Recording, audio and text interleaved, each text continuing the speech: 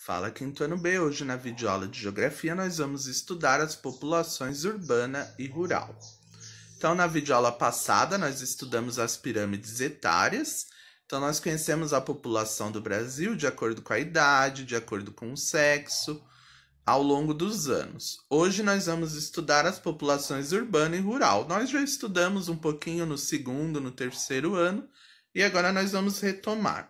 Na imagem de abertura, nós temos as duas representações, né? A zona urbana, aí de cinza, com seus prédios, com as suas casas, com várias pessoas circulando nas ruas, com os veículos, aquela vida agitada que vocês já conhecem, em contraposição com a zona rural, aí representada no quadrinho verde, com as suas paisagens naturais, né, os seus elementos naturais, as suas árvores, os rios, os animais, as plantações, essa vida mais calma. Todo município, ele apresenta, a maioria deles apresenta a zona urbana, né, a cidade e a zona rural, o campo. Em Poá não é diferente. A maior parte da população de Poá está concentrada na zona urbana, mas Poá também possui alguns bairros que têm uma característica de zona rural. No geral, a maioria dos municípios do Brasil vai ter a população desses municípios vivendo mais na zona urbana do que na zona rural. Isso acontece porque até hoje no Brasil a zona urbana ela tem mais investimentos, ela tem melhores condições, as pessoas buscam, né, ir viver lá em busca de empregos, de serviços públicos melhores, esgoto tratado, tem várias razões. Então, por isso, existem mais pessoas vivendo na zona urbana que na zona rural. Então, aí na página 19, tem um trechinho da canção Êxodo Rural, que vai falar sobre isso, sobre essa mudança das pessoas da área rural para a área urbana. Depois vou deixar a letra da música para quem quiser ouvir. Que assunto é abordado no trecho da canção? Então fala sobre a saída das pessoas da zona rural para a zona urbana. B, quais foram os motivos para essa migração? Então aí, nessas regiões, diversos motivos. Secas, geadas, inundações, tudo que contribuísse para um prejuízo nas plantações, né? Tudo que não favorecesse a produção rural. Fome também, diversos fatores levavam as pessoas a mudar, né, da área rural para a área urbana. C, qual o título da canção? Êxodo Rural. D, você sabe o significado desse título? Então, o que é o êxodo rural? É a migração de um grande número de pessoas da área rural para a área urbana, buscando melhores oportunidades de emprego e condições de vida, uma qualidade de vida melhor. Então, é isso que nós vamos estudar no decorrer desse capítulo. Então, vamos para a página 20. Aí, na página 20, eles vão fazer comentar um pouquinho sobre o histórico da população brasileira, que antigamente vivia predominantemente na área rural e que hoje vive mais na área urbana. Por quê? Com aquela transição que nós vimos nas aulas de história, o Brasil deixou de ser um país que apostava tudo na agricultura e passou a ser um país industrial. Começou a olhar com outros olhos para as fábricas, para as indústrias, para o comércio, para a prestação de serviços, e tudo isso atraiu um número muito grande de pessoas para as nossas grandes cidades. Então, por isso que nessas últimas décadas, São Paulo e Rio de Janeiro tiveram um desenvolvimento imenso, um desenvolvimento incrível. Então, tudo isso foi atraindo as pessoas do campo para as cidades, em razão da maior oferta de empregos, o acesso a serviços públicos essenciais, então água tratada, escolas, energia elétrica, hospitais. Infelizmente, elas não tinham isso na zona rural onde elas viviam. Então, aí nós vamos ter dois gráficos, um de 1940 e um do ano 2000. São 60 anos de diferença entre esses dois gráficos. E eles vão mostrar como que ocorreu essa mudança. Então aí vocês podem ver que as colunas verdes indicam a população rural e as colunas azuis a população urbana. Então, em 1940, a população rural do Brasil representava 68,7%, enquanto a urbana apenas 31,3%. Aí vocês também têm a distribuição pelas regiões. Então vamos falar da nossa região Sudeste, que é composta pelos estados de São Paulo, Minas Gerais, Rio de Janeiro e Espírito Santo. Em 1940, aqui na nossa região, 60,4% dos habitantes viviam na zona rural e 39,6% na zona urbana. Não é uma diferença tão grande com relação a outras regiões, mas ainda assim é uma surpresa, né? Imaginar que em São Paulo, Minas Gerais, Rio de Janeiro e Espírito Santo, em 1940, a maior parte da população vivesse na zona rural. Agora, em outras regiões, essa diferença aumenta, né? Olha lá, Norte, Nordeste, Centro-Oeste, sempre a população rural maior que a urbana. Já no ano 2000, 60 anos depois, nós temos uma virada, né? A população urbana supera com sobras a população rural. Vamos ver aqui a nossa região. Olha isso. População rural 9,5%, população urbana 90,5%. É uma diferença gigantesca. Assim como nas outras regiões. Até mesmo região Centro-Oeste e região Norte, tem uma grande faixa verde ali, né? Uma área rural muito grande, também a população urbana superou o número da rural. Então, o que nós podemos concluir ao observar esses dois gráficos? Que em todas as regiões brasileiras houve uma migração do campo para a cidade, houve o êxodo rural. Então, essa migração nós vamos chamar de êxodo rural. Essa saída, né, esse processo de migração de um grande número de pessoas da zona rural para a zona urbana, em busca de melhores condições de vida e oportunidades de emprego, nós chamaremos de êxodo rural. Aí, na página 21, nós temos uma tabela mostrando a população do Brasil separada em zona rural e urbana, lá no censo de 2010.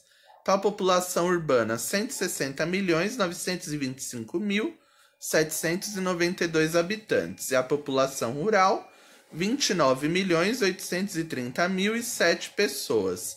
Bem, uma diferença muito grande.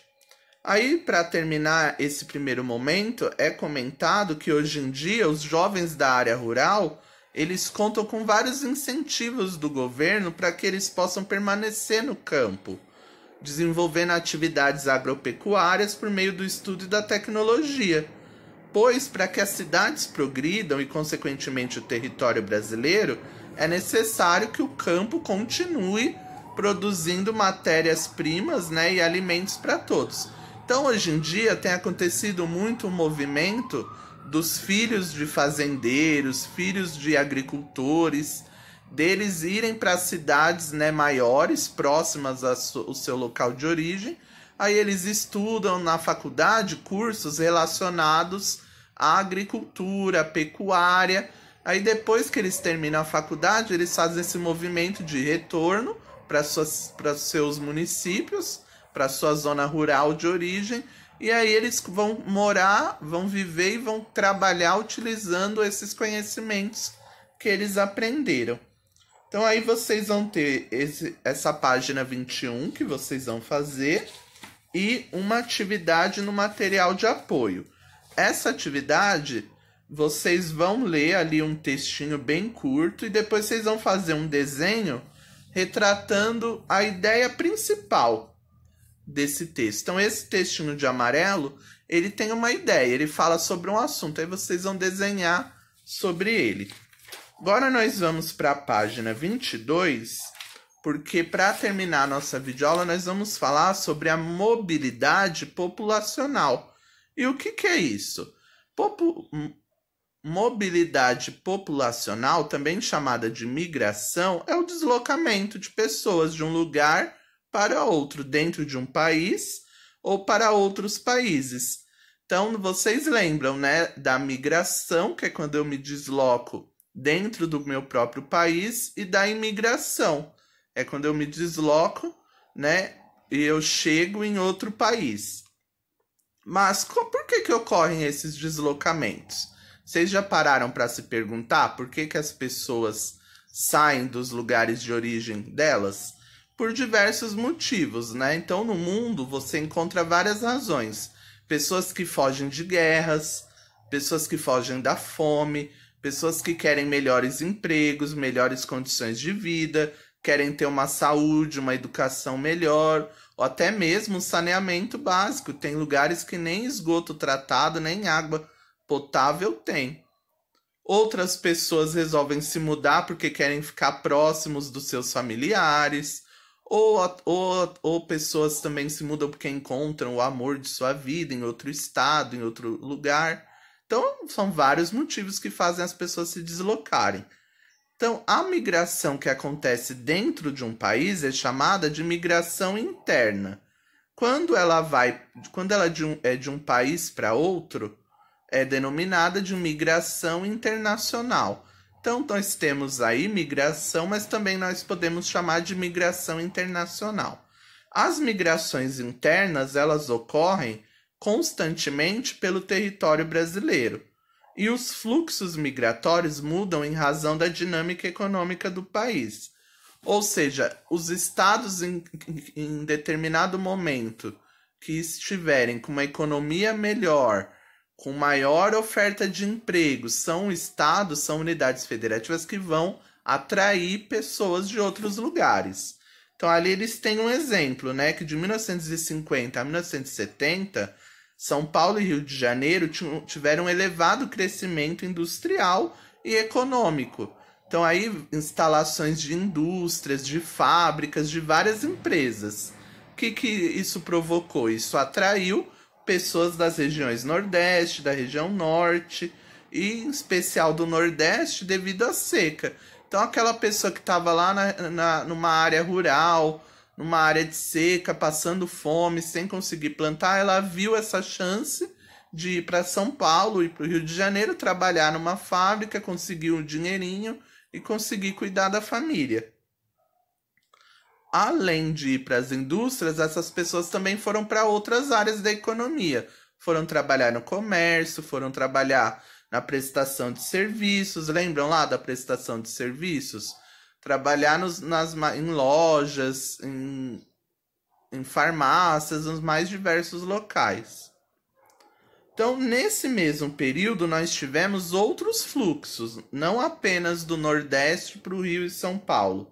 Nós tivemos também pessoas que saíram do Nordeste e foram para a região Norte, para trabalhar no garimpo, né, na extração de pedras preciosas, na agricultura. E também parte dessas pessoas saíram do Nordeste e foram para a região Centro-Oeste, para trabalhar na construção da nossa nova capital, Brasília. Outro fluxo, né? Outro momento também que as pessoas migraram, né? Foram de um lugar para o outro, foram o dos habitantes do Sul e Sudeste em direção às plantações, às áreas agrícolas do Centro-Oeste e do Norte.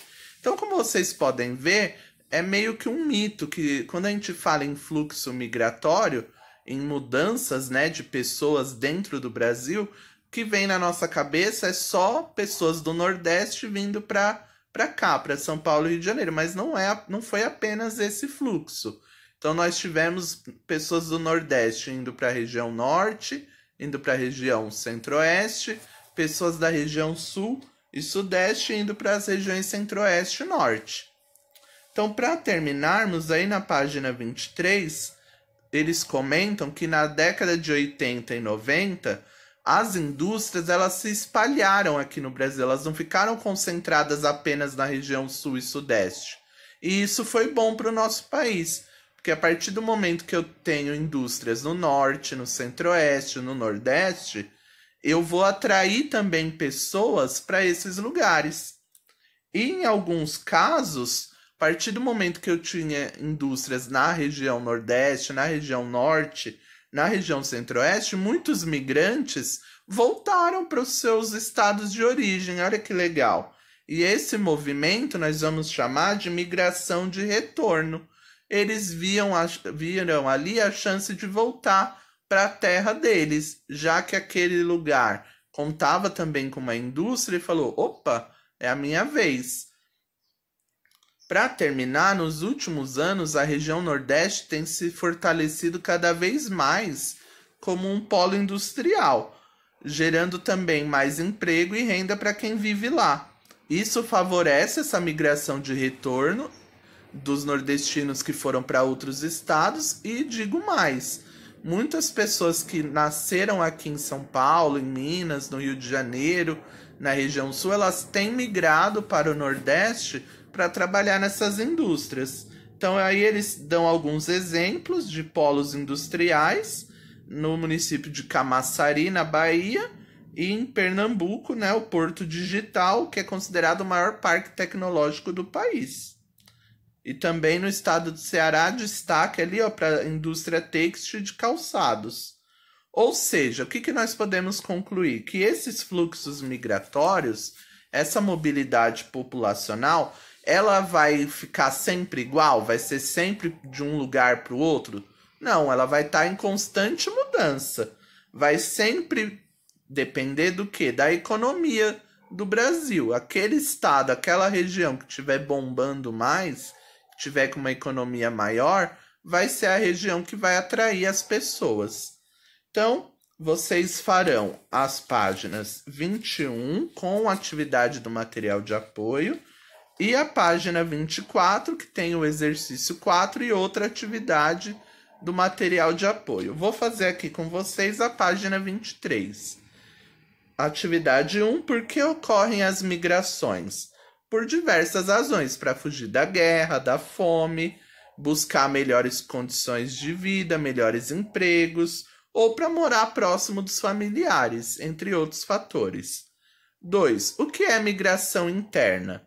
É a migração que ocorre dentro do território de um país. E 3. Defina a migração de retorno. É quando o migrante volta para o seu local de origem. Então, essa foi a videoaula de Geografia. Bons estudos, até a próxima.